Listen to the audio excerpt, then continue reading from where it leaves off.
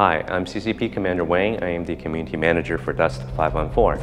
I'm here to introduce you to our producer, CCP Wolfman, who will give you a more in-depth look at weapons in Dust 514.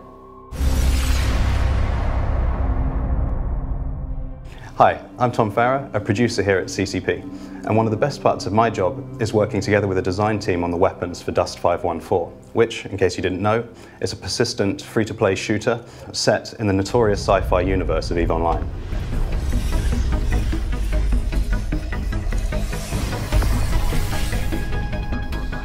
Our goal with the weapons in Dust was to create recognizable roles like assault rifles and rocket launchers, but using far more advanced technology than we see in their modern-day equivalents. There are three main categories that we've broken the weapons in Dust into. They are heavy, light, and sidearm. So the light weapons are the general workhorse of the battlefield. This is where you find your sort of mid-range assault rifles, your sort of mid to long range directed energy weapons like laser rifles. It's also where you find the lighter anti-vehicle weapons like swarm launchers that fire targeted missiles using lock-on. The heavy weapons, these are all about raw power.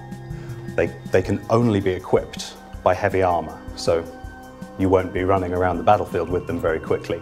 But with weapons like the rail-based forge gun, you're going to be inflicting massive damage to vehicles. And then there is the sidearm. This is your backup. This is when you've been sort of fought into a corner, you've run out of bullets, you quickly pull out your scrambler pistol, which has a fantastic ability to scramble the enemy's brains, giving it very high headshot damage, or your SMG, so you can pray and spray that you hope you're going to drop that guy before he drops you. Dust 514 is all about customization, and weapon specialization is at the heart of that. Now, most games put a gun in your hands, you go and shoot the other guy in the face. Dust goes a little deeper than that. There are hundreds of weapons and weapon variations on the market to suit your taste, but there's also a huge array of different skills that you can train that will affect how your weapon behaves. As you play the game, you'll earn skill points, and you'll earn ISK, our in-game currency. You'll use those skill points to train abilities that will give you access to different types of weapons, different types of armor and equipment. Then you'll use the ISK that you earn to go to the marketplace and buy these items. This gives you a lot of choice in terms of how you progress. Do you go wide and gain access to a broad range of different equipment? Or do you really dive deep into one area and specialize and get one weapon or piece of equipment to be the best it can possibly be? This system is really at the core of Dust, and it's a powerful tool for controlling your destiny as a player. We're always working on new weapons for Dust. The game is constantly evolving, and I don't think we're ever going to run out of ideas. I mean, ourselves, we have an enormous list of things that we like to do, and the players are constantly giving us suggestions and ideas for new types and variations. I mean, it's enough to keep us busy for years.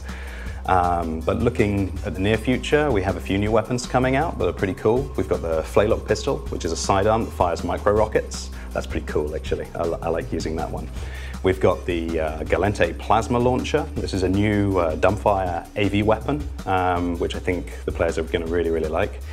And lastly, of course, we have the scrambler rifle, my personal favorite. So I'll be looking forward to going onto the battlefield with that. Really, the most important thing for all of these new weapons, and the thing we enjoy the most, is putting them in the players' hands and seeing what happens. I can't wait.